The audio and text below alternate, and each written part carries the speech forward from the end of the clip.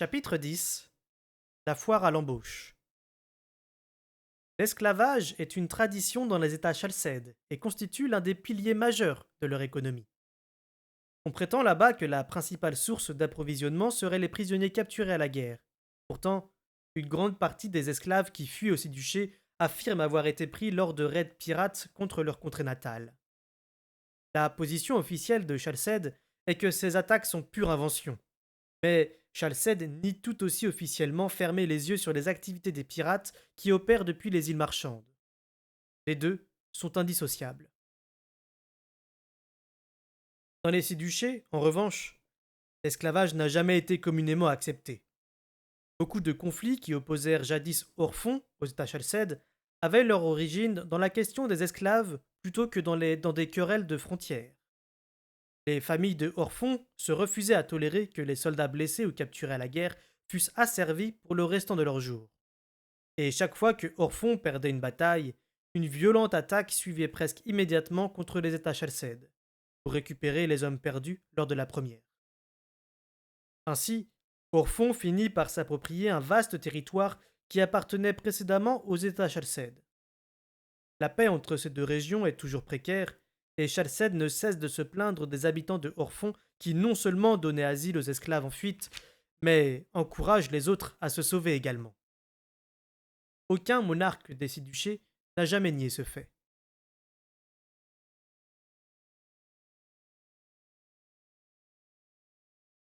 Mon unique but, désormais, était de rejoindre Vérité par-delà le royaume des montagnes. Pour cela, il me faudrait d'abord traverser tout Bauge, ce qui n'aurait rien de facile. Les régions qui bordent l'Avin sont certes accueillantes, mais plus on s'éloigne du fleuve, plus la campagne devient aride. Les terres arables sont consacrées à la culture du chanvre et du lin, mais au-delà s'étendent de vastes territoires découverts et inhabités.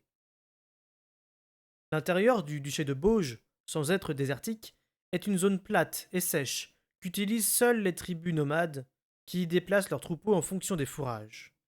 Mais même elles la quittent après que les temps verts de l'année sont passés pour se rassembler en villages temporaires le long des rivières ou des points d'eau.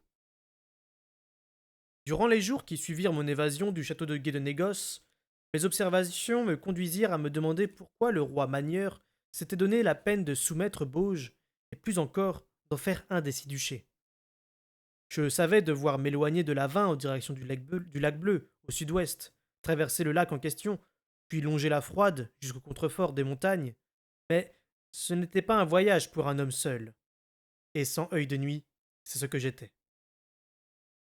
Il n'existe pas de grandes villes dans l'intérieur, bien que de vagues hameaux subsistent bon an mal an autour de certaines des sources qui piquettent, çà et là, cette région. La plupart survivent grâce aux caravanes marchandes qui les traversent, car des échanges commerciaux s'effectuent, lentement certes, entre le lac Bleu et l'Avin, et c'est par cette voie que les articles des montagnes ont accès au Sidi-Duché.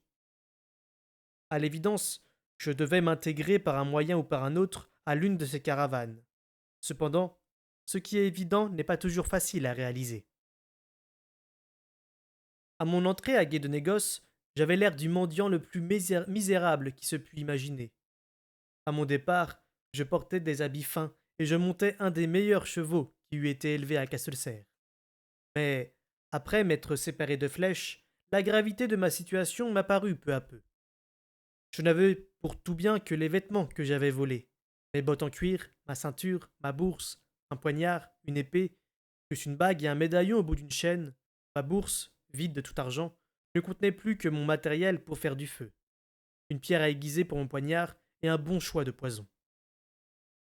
Les loups ne sont pas faits pour chasser seuls.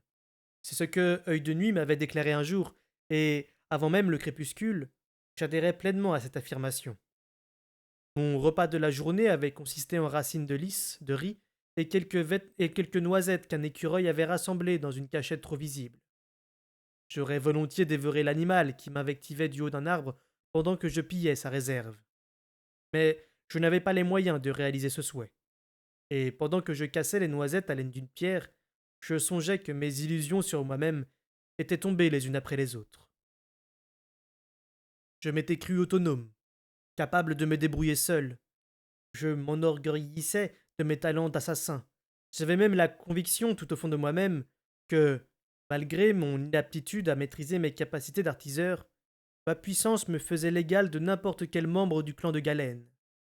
Mais, une fois disparue la générosité du roi subtil et les compétences synégétiques de mon compagnon loup, les renseignements discrets et les talents de tacticien d'Imbre, et l'encadrement de vérité sur l'art, ne restait plus qu'un homme affamé qui portait des vêtements volés, à mi-chemin entre Castelcerre et les montagnes, sans guère de moyens de se rapprocher ni de l'un ni des autres. Si délectables que fussent ces réflexions dans leur morosité, elles n'apaisaient en rien le tiraillement constant de l'ordre d'art de vérité. Rejoins-moi. Avait-il fait exprès de graver ces mots en moi? J'en doutais. Il ne cherchait sans doute qu'à m'empêcher de tuer Royal et de me tuer moi-même. N'empêche que la compulsion était bien là, et s'envenimait comme une pointe de flèche plantée dans ma chair.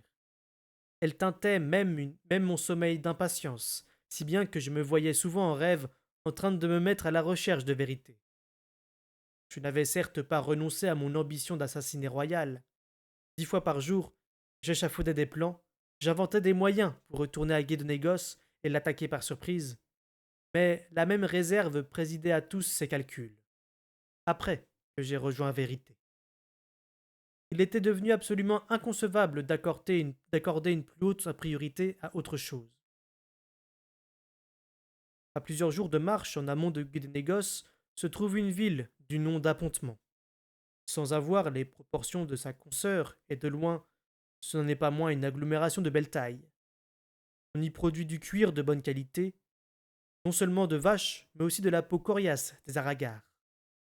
Une fine faïence créée à partir de l'argile blanche dont les veines bordent le fleuve constituait apparemment l'autre grande industrie de la ville. Nombre d'objets que l'on fabrique en bois, en verre ou en métal, partout ailleurs, sont confectionnés en cuir ou en céramique, en appontement. Non seulement les chaussures et les gants sont taillés dans le cuir, mais aussi les chapeaux et d'autres articles d'habillement, ainsi que les fonds de chaises et jusqu'aux toits et aux parois des étals des marchés. Dans les vitrines, je vis exposer des tranchoirs, des chandeliers et même des seaux en faïence finement émaillés, gravés ou peints dans 100 styles et couleurs différentes. Je finis également par dénicher un petit bazar où l'on pouvait vendre n'importe quoi sans trop de questions fussent posées. J'échangeais mes beaux habits contre la tunique et le pantalon flottant des ouvriers, plus une paire de chausses. J'aurais pu faire une meilleure affaire, mais l'homme me signala plusieurs taches brunâtres au poignet de la chemise, dont il affirma qu'elles ne partiraient pas. Quant à mes jambières, petites pour moi, elles s'étaient distendues. L'homme pouvait les laver, mais il n'était pas sûr de pouvoir leur rendre leur taille d'origine. Je baissai les bras et me contentais de ce que j'avais obtenu. Au moins, mes nouveaux vêtements n'avaient pas été portés par un assassin évadé du palais du roi. Dans une boutique, plus loin dans la même rue, je me séparai de la bague, du médaillon et de la chaîne contre 7 pièces d'argent et 7 pièces de cuivre. On était loin du prix d'une place dans une caravane à destination des montagnes, mais c'était la meilleure offre sur les 6 qu'on m'avait faite. La petite femme dodue qui m'avait acheté les objets me toucha timidement le bras alors que je m'apprêtais à sortir. Je ne vous demanderai pas ça, messire, si je ne vous voyais pas dans une bien mauvaise passe, fit-elle d'un ton hésitant. Alors je vous en prie, ne prenez pas mal mon offre. Laquelle? Demandai-je. Je m'attendais qu'elle me propose d'acheter l'épée, mais j'avais déjà décidé de ne pas m'en défaire. Je n'en tirerais pas assez pour prendre le risque d'aller désarmer. Elle désigna mon oreille d'un geste hésitant. Votre boucle d'homme libre. J'ai un client qui collectionne ce genre de rareté. Je crois que celle-ci vient du clan Butran. Est-ce que je me trompe? Elle avait posé la question d'un ton incertain, comme si elle pensait me voir d'un instant à l'autre me mettre dans une rage noire. Je n'en sais rien, répondis-je franchement. C'est un ami qui me l'a donné. Je ne m'en séparerai pas pour toutes les pièces d'argent du monde. Elle eut soudain un sourire entendu, soudain plus assuré. Oh, pour un pareil objet, on parle de pièces d'or, je le sais bien. Je ne vous ferai pas l'insulte de vous offrir de l'argent. D'or? Répétai-je abasourdi. Je portai la main à mon oreille pour toucher le petit bijou. Pour ceci? Bien sûr, acquiesça-t-elle tranquillement. pensant que je cherchais l'enchère. Elle est visiblement d'une facture supérieure. C'est d'ailleurs ce qui fait la réputation du clan Butran. Et puis, il y a la rareté de ce genre d'objet. Le clan Butran n'accorde pas fréquemment la liberté à un esclave. Mais, si loin de Chalced, c'est un fait connu. Une fois qu'un homme ou une femme porte les tatouages Butran, ma foi, je n'eus guère à la pousser pour la lancer dans une conférence érudite sur le commerce des esclaves en Chalced, les tatouages d'asservissement et les bagues d'affranchissement. Il devint vite évident qu'elle désirait la boucle d'oreille de Burich, non pour un quelconque client, mais pour elle-même. Un de ses ancêtres avait réussi à gagner sa liberté, et elle possédait encore la bague d'affranchissement que ses propriétaires lui avaient remise comme preuve tangible qu'il n'était plus esclave. La détention d'une telle boucle, si elle correspondait au dernier symbole clanique tatoué sur la joue de l'esclave, constituait le seul moyen par lequel l'esclave en question pouvait se déplacer librement en Chalced, sans même parler de quitter le pays. Un esclave fauteur de troubles se repérait aisément au nombre de tatouages sur son visage, qui décrivait l'historique de ses changements de propriétaire, si bien que l'expression face de carte désignait un esclave qui avait été vendu dans tout Chalced, un trublion propre à rien sinon aux galères ou aux mines. Mon interlocutrice me pria d'ôter mon coup d'oreille et de l'examiner attentivement, d'observer la finesse des maillons d'argent dont était constituée la résille qui enserrait le saphir. Car c'était bel et bien un saphir. Voyez-vous, expliqua-t-elle, l'esclave doit non seulement gagner sa liberté, mais ensuite continuer de travailler pour son maître afin de rembourser le prix d'un tel bijou. Sans lui, sa liberté ne vaut guère mieux qu'une laisse rallongée. Il ne peut aller nulle part sans se faire arrêter au point de contrôle. Il ne peut accepter aucune tâche d'homme libre sans le consentement écrit de son ancien propriétaire. L'ancien maître n'est plus responsable ni de son logement ni de sa nourriture, mais l'ancien esclave n'en a pas pour autant obtenu sa liberté. Elle me proposa 3 pièces d'or sans l'ombre d'une hésitation. C'était plus que le prix d'une place dans une caravane. J'aurais pu m'acheter un cheval, un bon, et non seulement m'inscrire à une caravane, mais en plus voyager confortablement. Pourtant, je sortis de l'échoppe avant que la femme pût me faire changer d'avis en augmentant son offre. Une pièce de cuivre me paya un morceau de pain grossier que je mangeais assis près des quais, l'esprit traversé de 1000 réflexions. Cette boucle avait sans doute appartenu à la grand-mère de Burich. Je l'avais entendu dire qu'elle avait été esclave, mais qu'elle avait gagné sa liberté. Quelle importance attachait-il à ce bijou pour l'avoir donné à mon père? Et quelle importance mon père y attachait-il pour l'avoir gardé? Patience était-elle au courant de son histoire quand il me l'avait remis? Je suis humain. Les pièces d'or me tentaient. Je songeais que, si Burich connaissait ma situation, il m'aviserait de vendre la boucle sans tergiverser, car ma vie et ma sécurité lui tenaient plus à cœur qu'un clou d'oreille en argent et saphir. Ainsi, je pourrais m'offrir un cheval, me rendre dans les montagnes pour y rejoindre Vérité, et mettre un terme au tiraillement constant de son ordre d'art, qui m'était comme une démangeaison que je ne pouvais gratter. Le regard perdu de l'autre côté du fleuve, je considérais finalement l'énormité du voyage qui m'attendait. Je devais d'abord traverser une région quasi désertique pour rallier le lac bleu. Là, il me faudrait franchir le lac par un moyen dont je n'avais pas la moindre idée. Sur l'autre rive, des pistes forestières gravissaient les piémonts jusqu'aux terres chaotiques du royaume des montagnes. Je devais parvenir à Jamp, la capitale, et y obtenir, Eda savait comment, une copie de la carte dont Vérité s'était servie. Elle s'appuyait sur de vieux écrits tirés de la bibliothèque de Jamp, où se trouvait peut-être encore l'original, qui seul pourrait me conduire à Vérité. Quelque part dans les territoires inconnus par-delà le royaume des montagnes. Pour cela, j'aurais besoin de tout l'argent, de toutes les ressources disponibles. Pourtant, je décidai de garder le clou d'oreille, non à cause de ce qu'il signifiait pour Burich, mais à cause de ce qu'il signifiait pour moi. C'était le dernier lien physique qui me rattachait à mon passé, à celui que j'avais été, à l'homme qui m'avait élevé, et même au père qui l'avait autrefois porté. Aussi me fut-il curieusement difficile de faire un geste que je savais aviser. Je parvins néanmoins à dégrafer la petite attache de la boucle. J'avais conservé les chutes de soie que j'avais utilisées pour ma comédie à guet de négoce, et je choisis la plus petite pour en envelopper soigneusement le bijou avant de le ranger dans ma bourse. La marchande s'y était intéressée de trop près, et on avait trop bien noté les caractéristiques. Si Royal me faisait malgré tout rechercher, cette boucle serait un des détails par lesquels on me décrirait. Je déambulai ensuite par la ville, en prêtant l'oreille au bavardage, dans l'espoir d'apprendre ce dont j'avais besoin, sans poser de questions. Je flânais sur la place du marché, passais d'un étal à l'autre d'un air désœuvré, puis m'allouais la somme princière de 4 pièces de cuivre pour acheter ce qui me paraissait à présent des articles d'un luxe exotique. Un petit sac d'herbes à tisane, des fruits secs, un bout de miroir, une petite casserole et une timbale.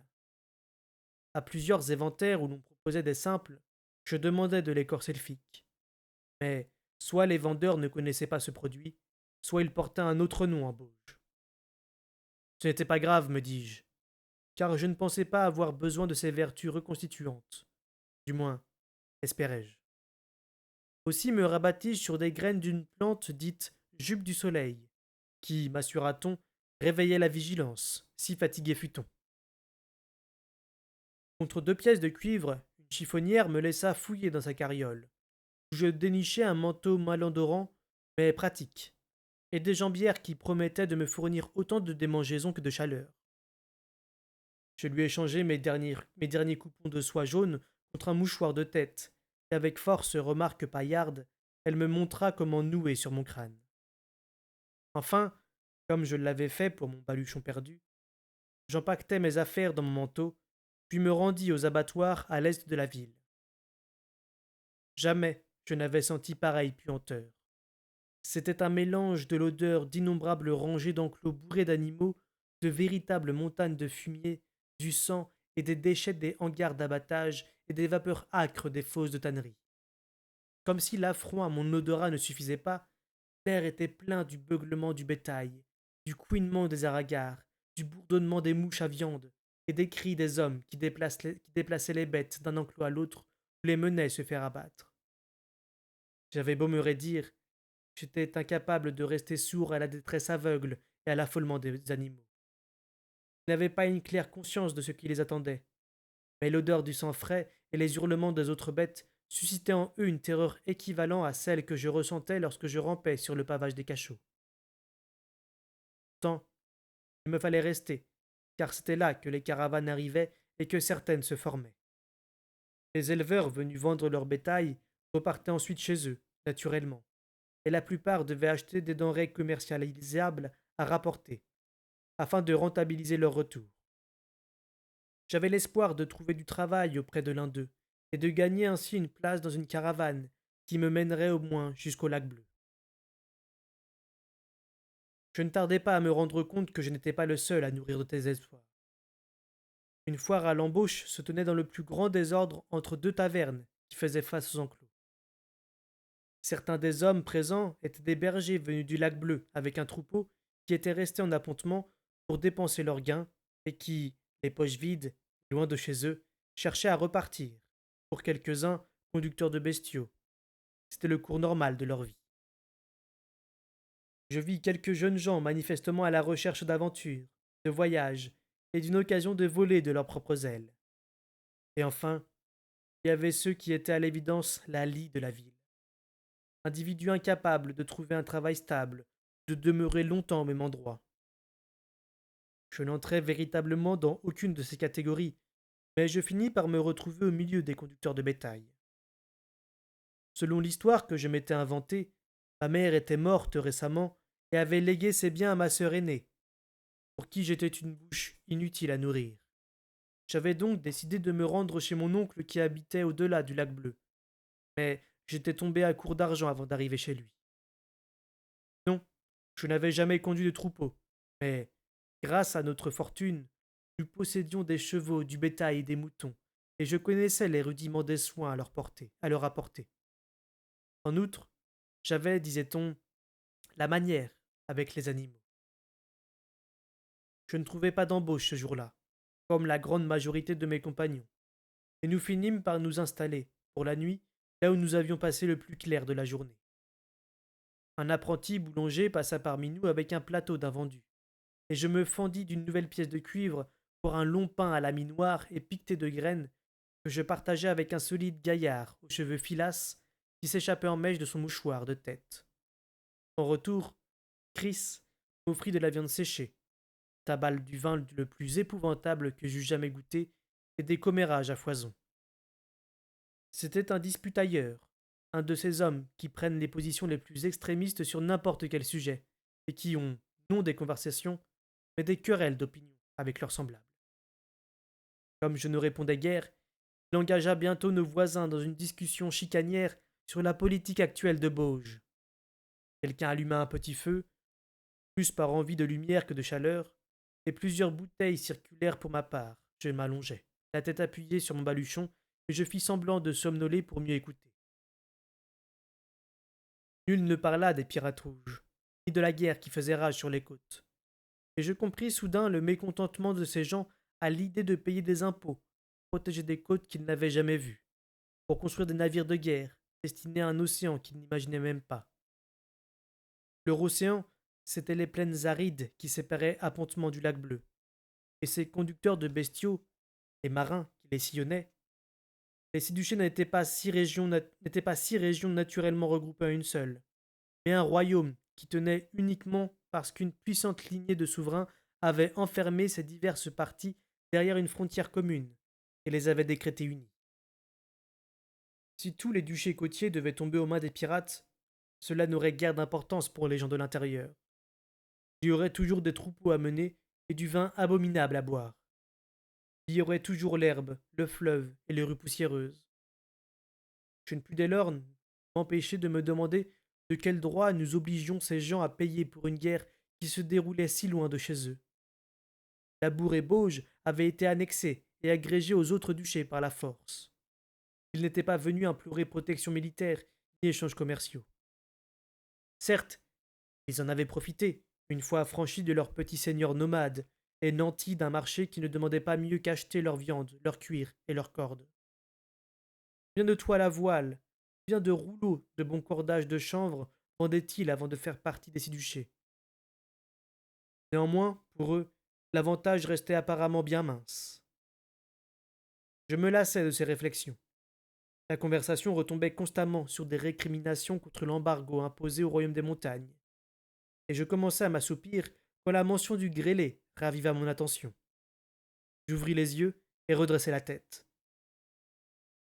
Celui qui en avait parlé l'avait fait dans l'optique traditionnelle, celle du personnage annonceur du désastre, en disant d'un ton moqueur que les moutons de Ancile avaient dû tous le voir, car ils mouraient les uns après les autres dans leur enclos, avant que le pauvre homme eût le temps de les vendre. L'idée de bêtes malades dans des quartiers aussi confinés me fit froncer les sourcils. Mais un autre homme s'esclaffa et déclara que, par décret du roi, apercevoir le grêlé n'était plus signe de malchance, mais du plus grand bonheur qui pouvait advenir. Si je voyais ce vieux clochard, au lieu de me sauver en tremblant de peur, je te l'empoignerais et je le conduirais auprès du roi lui-même. Il a offert 100 pièces d'or à qui pourra lui emmener le grêlé de serre. 50, pas 100, le coupa Chris railleur. Il avala une nouvelle rasade à la bouteille. 100 pièces d'or pour un vieux rabougri. Tu parles. Si, 100 pour lui tout seul, et 100 autres pour l'homme loup qui le suit partout. Le crieur de ville l'a annoncé cet après-midi. Ils sont entrés en douce dans le château du roi, à guet de négoce, et ils ont tué des gardes grâce à leur magie des bêtes. Ils leur ont arraché la gorge pour que le loup puisse boire leur sang. C'est après lui qu'ils en ont maintenant. Il paraît qu'il est habillé comme un gentilhomme, avec une bague, un collier et une pendouille en argent à l'oreille, et puis qu'il a une mèche blanche dans les chevaux qui lui vient d'un ancien combat avec notre roi, où il a aussi attrapé une balafre sur la figure et un nez cassé. Ouais, et en plus cette fois-ci, le roi lui a fait une belle entaille le long du bras. Un murmure admiratif monta d'une partie du groupe. Moi-même, je dus saluer le toupet de Royal, tout en enfonçant mon visage dans mon baluchon, comme si je m'apprêtais à dormir. Les bavardages continuèrent. Il paraît qu'il a le vif et qu'il est capable de se transformer en loup à la lumière de la lune. Le vieux et lui, ils dorment de jour, ils se baladent la nuit. On dit que c'est un mauvais sort que la reine étrangère a jeté au roi quand il l'a chassée de Serre, parce qu'elle avait essayé de piquer la couronne.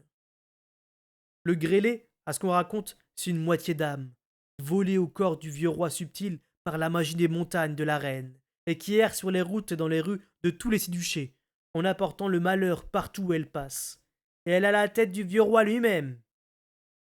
Des couillonnades, oui, fit Chris avec mépris. Il reprit une gorgée de vin. Mais certains des autres, passionnés, se rapprochèrent de l'orateur et le pressèrent de poursuivre. En tout cas, c'est ce qu'on m'a dit, reprit-il d'un ton guindé, que le grêlé, c'est la moitié d'âme de Subtil, et qu'il ne pourra se reposer que quand la reine des montagnes qui l'a empoisonné sera aussi dans sa tombe. Alors, si c'est le fantôme de Subtil, pourquoi le roi royal offre une récompense de 100 pièces d'or pour lui demanda Chris d'un ton mordant. C'est pas son fantôme, c'est sa moitié d'âme. Il a volé une partie de l'âme du roi pendant qu'il mourait, et Subtil ne pourra se reposer que quand le grêlé sera mort et que l'âme du roi aura retrouvé la moitié qui lui manque. Et on dit aussi, baissa la voix, on n'avait pas bien tué le bâtard, qu'il est ressuscité sous la forme d'un homme loup. Avec le grêlé, il veut se venger du roi royal, pour détruire le trône qu'il n'a pas pu lui voler, parce qu'il était de mèche avec la mégère des montagnes, pour devenir roi une fois qu'il se serait débarrassé de Subtil. La nuit était parfaite pour ce genre de fable. La lune pleine et orange flottait bas dans le ciel, tandis que le vent nous apportait les meuglements accablés et les raclements de cymbaux des bêtes dans leur enclos, mêlés à la puanteur de la viande en décomposition et des potanés. Des nuages en lambeaux passaient de temps en temps devant la face de la lune. Les propos de l'homme m'avaient déclenché un frisson d'angoisse, mais pas pour les raisons qu'il aurait pu supposer. Je m'attendais à tout instant à me faire réveiller du bout d'une botte, ou à entendre crier à la cantonade. Hé, si on le regardait de plus près, celui-là. Pourtant, j'en fus pour mes craintes. Le ton de l'histoire incitait les auditeurs à guetter des yeux de loup dans le noir, pas à se méfier d'un ouvrier fatigué qui dormait au milieu d'eux. Néanmoins, c'est le cœur battant que je passais en revue les gens qui avaient croisé mon chemin. Le tailleur, chez qui j'avais changé de vêtements, reconnaîtrait la description. La femme qui s'était intéressée à ma boucle d'oreille aussi, peut-être, voire également la vieille chiffonnière qui m'avait aidé à nouer mon mouchoir sur la tête. Certains répugneraient à franchir le pas. D'autres préféreraient ne pas avoir affaire aux gardes royaux. Mais quelques-uns n'auraient pas ces scrupules. Et je devais agir comme si c'était le cas de tous. L'orateur, poursuivant son récit, l'enrichissait de détails sur les ambitions démoniaques de Ketriken, qui avait couché avec moi afin de concevoir un enfant dont nous pourrions nous servir pour nous emparer du trône. Sa voix s'était chargée de mépris, et nul ne tenta de tourner ses assertions en dérision. Même Chris, à côté de moi, paraissait d'accord, comme si ces complots contournés étaient de notoriété publique. Il prit la parole et confirma mes pires craintes. À t'écouter, on dirait qu'on vient de l'apprendre. Pourtant tout le monde savait que le gros ventre, ce n'était pas vérité qu'il lui avait fait. Bel bâtard au vif. Si Royal n'avait pas chassé cette putain des montagnes, on se serait retrouvé avec un prétendant au trône pareil que le prince Pi. Un murmure d'inquiétement accueillit ces déclarations. Prenant l'attitude d'un homme qui s'ennuie, je fermai les yeux et me rallongeai, en espérant que mon immobilité et mes paupières baissées dissimuleraient la rage qui menaçait de me consumer. Je tirai mon mouchoir plus bas sur mes cheveux. Quel but royal, car je savais que ce poison était issu de lui, poursuivait-il en faisant répandre des potins aussi révulsants? Cependant, je n'osais poser aucune question, craignant que ma voix ne trahisse mon trouble, et ne souhaitant pas paraître ignorer ce qui était manifestement de savoir commun. Aussi, sans bouger, continuai-je à écouter avec une attention farouche. Chacun savait apparemment que Ketriken avait regagné les montagnes, mais la virulence du mépris à son égard laissait penser que la nouvelle était récente. On grommelait aussi que c'était la faute de la sorcière des montagnes si l'école était fermée aux honnêtes marchands de Labour et de Bauge. Un homme affirma même que, les liens d'échange coupés avec la côte, les montagnes voyaient dans la situation l'occasion d'acculer les deux duchés à se plier à leur volonté sous peine de perdre toutes les routes commerciales. Un autre raconta qu'une simple caravane escortée par des soldats des six duchés aux couleurs de Royal, avait été refoulé à la frontière des montagnes. Moi, ce n'était évidemment que des calembredaines. Le royaume des montagnes avait besoin du commerce avec Bauge et Labour. Les livraisons de grains étaient plus vitales pour lui que le bois et les fourrures pour les gens des plaines. D'ailleurs, Jamp ne l'avait pas caché à l'époque. Cette liberté d'échange était à la base du mariage de Kétriken avec Vérité. Même si la reine avait regagné les montagnes, je la connaissais assez bien pour savoir qu'elle ne donnerait jamais son accord à une rupture des liens commerciaux entre son peuple et les Siduchés. Elle avait trop d'attaches dans les deux communautés et se voulait trop l'oblat de tous. S'il existait un embargo, comme je l'avais entendu dire, c'était Royal qui l'avait imposé, j'en étais convaincu. Mais cela n'empêchait pas les hommes qui m'entouraient de maugréer contre la sorcière des montagnes et sa vendetta contre le roi. Royal fomentait-il une guerre contre les montagnes? Avait-il tenté d'y faire pénétrer des troupes armées sous couvert d'une escorte pour des marchands? Non, c'était ridicule. Longtemps auparavant, mon père y avait été envoyé pour formaliser frontières et accords commerciaux avec les montagnards, mettant ainsi un terme à de longues années d'escarmouches et de pillages frontaliers.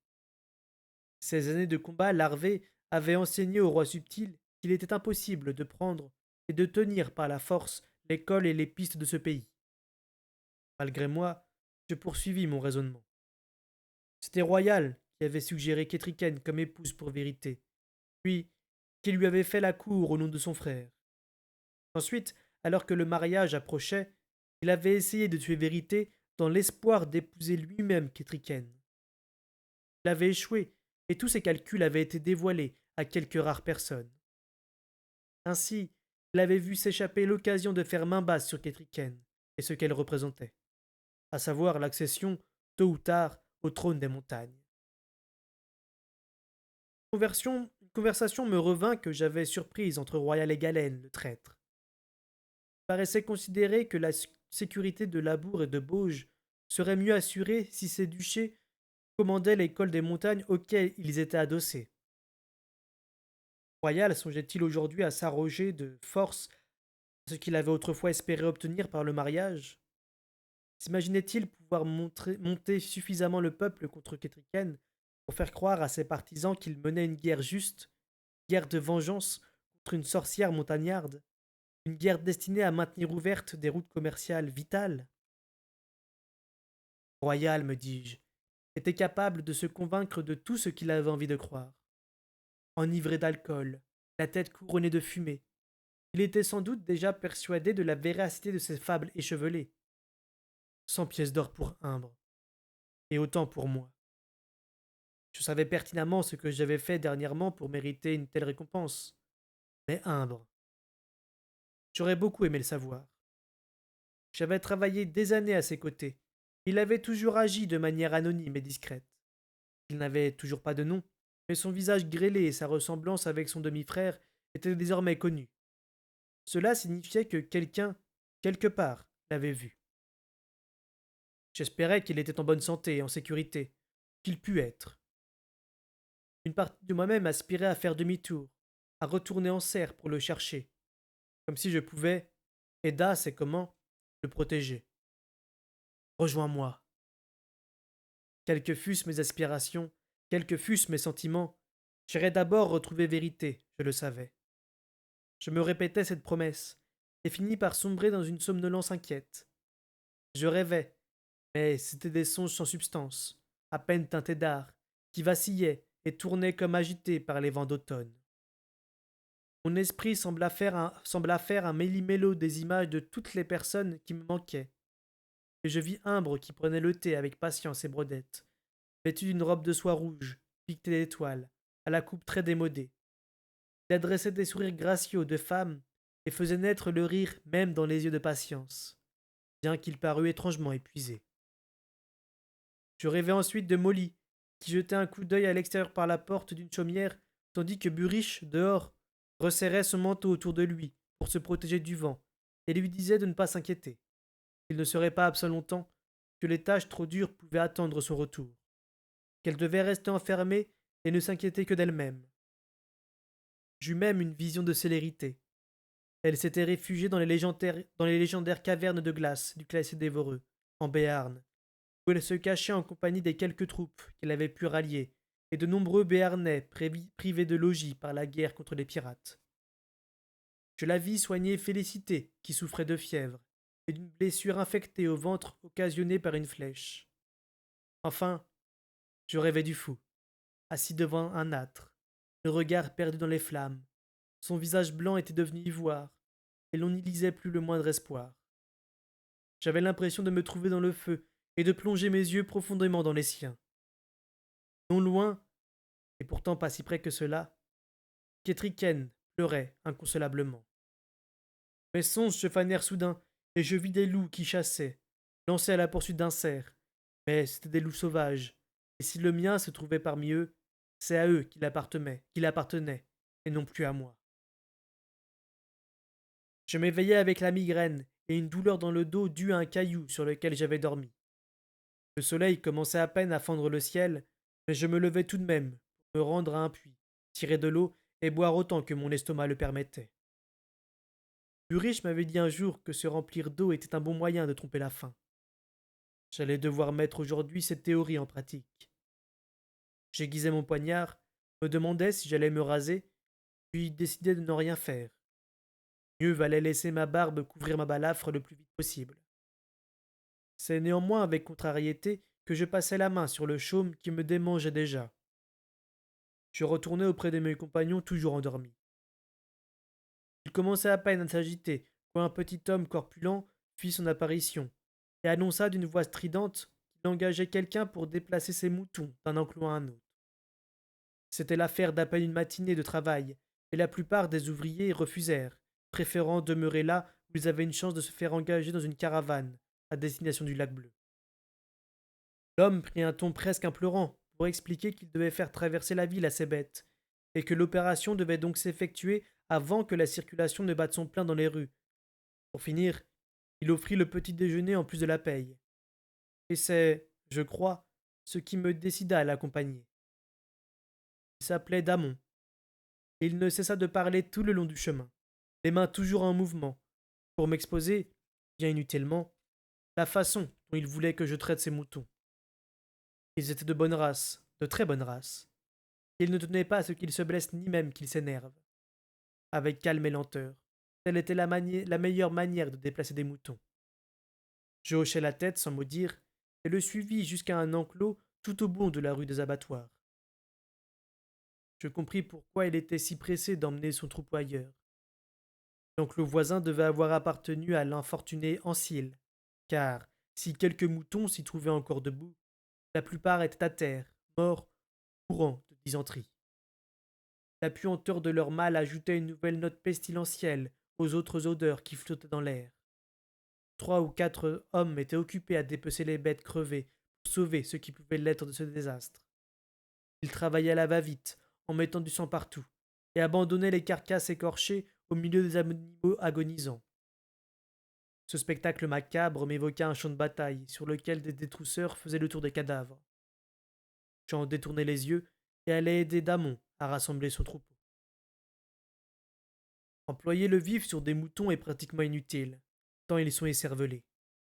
Même ceux qui paraissent sereins le sont uniquement parce qu'ils ont oublié à quoi ils pensaient, et les pires d'entre eux sont capables d'une méfiance extraordinaire, au point que le geste le plus anodin les terrifie. Aussi, la seule façon de les aborder est celle des chiens de berger, en les persuadant que c'est eux qui ont songé à l'endroit où l'on veut les mener, puis en les encourageant à y aller. Je me divertis brièvement en songeant à la manière dont Œil de Nuit aurait réuni et déplacé ces crétins laineux. Mais le seul fait que je pense à un loup en conduisit certains à piler net, en jetant des regards affolés autour d'eux. Je leur suggérais qu'ils avaient intérêt à suivre les autres avant de s'égarer. Ils tressaillirent, comme étonnés de cette idée, puis ils réintégrèrent le reste du troupeau. La monne m'avait donné, outre un long bâton, l'indication générale de notre destination. Responsable de l'arrière et des flancs de la troupe, je ne cessais de faire des allers et retours en courant, et je haletais bientôt comme un chien, tandis qu'en tête, il veillait à ce que les bêtes ne s'égayent pas à chaque carrefour. Arrivé à la sortie de la ville, Nous les installâmes dans un des enclos délabrés qui subsistaient là. Dans un autre était parqué un beau taureau roux, et 6 chevaux dans un troisième. Quand nous eûmes repris notre souffle, mon employeur m'expliqua qu'une caravane se formerait à cet endroit, avant de partir pour le lac bleu. Il avait acheté les moutons la veille et comptait les ramener chez lui pour grossir ses troupeaux. Quand je lui demandai s'il avait besoin d'aide pour les conduire, il me considéra d'un air songeur, mais garda le silence. Tint parole quant au petit déjeuner. Nous eûmes droit à du gruau et du lait, chair simple à laquelle je trouvai un goût merveilleux. Le repas nous fut servi par une femme qui habitait près des enclos, et gagnait sa vie en surveillant les animaux parqués, et en fournissant repas et parfois couchage à ceux qui en avaient la charge. Après que nous nous fûmes restaurés, Damon m'expliqua avec moult hésitation qu'en effet, il avait besoin d'un aide en plus, voire deux pour le voyage, mais qu'à la coupe de mes vêtements, il me jugeait peu averti du genre de travail qu'il désirait. Il m'avait engagé ce matin parce que j'étais le seul apparemment bien réveillé et prêt à mettre la main à la pâte. Je lui narrai l'histoire de ma sœur sans cœur et lui assurai que j'étais familier des soins à donner aux moutons, aux chevaux, au bétail. À l'issue de longues tergiversations, il m'embaucha aux conditions qu'il assurerait ma subsistance pendant le voyage et qu'au terme, il me payerait 10 pièces d'argent. Il me conseilla d'aller chercher mes affaires, de faire mes adieux et d'être de retour le soir sans faute, sans quoi il engagerait quelqu'un à ma place. Je n'ai rien à récupérer et personne à qui dire au revoir, répondis-je. Il n'aurait surtout pas été prudent de retourner en ville après ce que j'avais entendu la veille au soir. J'aurais souhaité que la caravane partît sur l'instant. L'espace d'un instant, il parut stupéfait. Puis il prit l'air réjoui. Eh bien, moi j'ai les deux à faire. Alors je vais te laisser ici t'occuper des moutons. Il faudra leur apporter de l'eau. C'est pour ça, entre autres, que je les avais placés dans les enclos de la ville. Il y a une pompe là-bas, mais ça ne me plaisait pas de les voir aussi près des moutons malades. Donc, tu leur apportes de l'eau et j'enverrai quelqu'un avec une charrette de foin. Tu leur en donneras une bonne ration. Attention, c'est à tes débuts que je jugerai comment nous allons nous entendre ensuite. Et il continua ainsi, sans se lasser, à me décrire par le détail la façon dont il voulait que j'abreuve ses bêtes, et le nombre de tas de fourrage que devait faire pour que chaque animal ait sa part. C'était prévisible. Je n'avais pas l'air d'un berger. Je songeais néanmoins avec nostalgie à Buriche, et sa manière tranquille de présumer que je connaissais la tâche à effectuer et que je l'accomplirais efficacement. Comme il s'en allait, il se retourna brusquement. Et ton nom, mon garçon me cria-t-il. Tom, répondis-je après une brève hésitation. C'était le prénom qu'avait voulu me donner patience, avant que j'eusse accepté celui de fils de chevalerie. Ce souvenir me rappela une pique que m'avait un jour lancée Royal. Il te suffit de te gratter un peu pour trouver personne, le garçon de chenil. Aurait-il jugé supérieur Tom le berger? J'en doutais. Le puits se trouvait assez loin des enclos, et il était muni d'un seau à l'extrémité d'une très longue corde.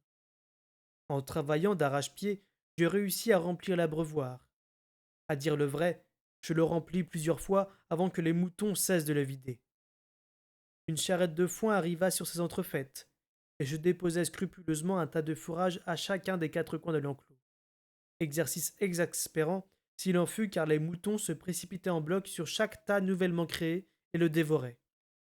C'est seulement une fois qu'ils furent tous rassasiés, sauf les plus faibles, que je pus enfin établir un tas dans chaque angle. Passé le reste de l'après-midi, j'allai à nouveau chercher de l'eau. La femme m'autorisa à me servir d'une grande casserole pour la faire chauffer et d'un endroit discret pour me débarrasser du plus gros de la crasse que j'avais gagnée sur la route. Mon bras se remettait bien. Pas mal pour une blessure mortelle, me dis-je, en espérant qu'Imbre n'aurait jamais vent de mon erreur. Je l'entendais s'esclaffer d'ici. Ma toilette achevée, j'allai de nouveau chercher de l'eau et la mis à chauffer pour laver les vêtements que j'avais achetés à la chiffonnière. Je découvris à cette occasion que le manteau était d'un gris beaucoup plus clair que je ne l'avais cru. Je ne parvins pas à en éliminer tout à fait l'odeur, mais quand je le mis à sécher, il sentait moins son ancien propriétaire et davantage la laine mouillée. Damon ne m'avait rien laissé à manger, mais la femme proposa de m'offrir un repas si j'acceptais de tirer de l'eau pour le taureau et les chevaux, car, au bout de 4 jours, elle était lasse de cette corvée. Je m'exécutais et gagnais ainsi une assiette de ragoût accompagnée de biscuits et une chope de bière pour faire descendre le tout. J'allais ensuite jeter un coup d'œil sur les moutons, que je trouvais parfaitement calmes. Par habitude, j'en fis autant avec le taureau et les chevaux. Puis, accoudé à la barrière, je regardais les animaux, me demandant ce que j'éprouverais si toute ma vie s'arrêtait à cela. Et je pris conscience que cela ne m'aurait pas déplu, pour peu qu'une femme comme Molly m'attendît le soir à la maison. Une grande jument blanche vint frotter son museau contre ma chemise pour que je la gratte. Je la caressai, découvris qu'elle avait la nostalgie d'une fille de ferme au visage couvert de taches et de rousseur, qui lui apportait des carottes et l'appelait princesse. Y avait-il quelqu'un dans le monde qui eût réussi à vivre l'existence qu'il désirait? Œil de nuit, peut-être. Je le lui souhaitais de tout cœur, tout en espérant égoïstement lui manquer parfois. Pris d'une humeur lugubre, je songeais que cela expliquait peut-être que Vérité ne revint pas. Excédé des histoires de couronne, de trône. Elle avait peut-être pris la clé des champs, tout simplement. Mais, alors même que me venait cette réflexion, je savais qu'il n'en était rien. Non, pas lui. Il s'était rendu dans les montagnes pour demander secours aux anciens. Et s'il avait échoué, il trouverait un autre moyen. Quoi qu'il en fût, il m'avait appelé pour que je l'aide.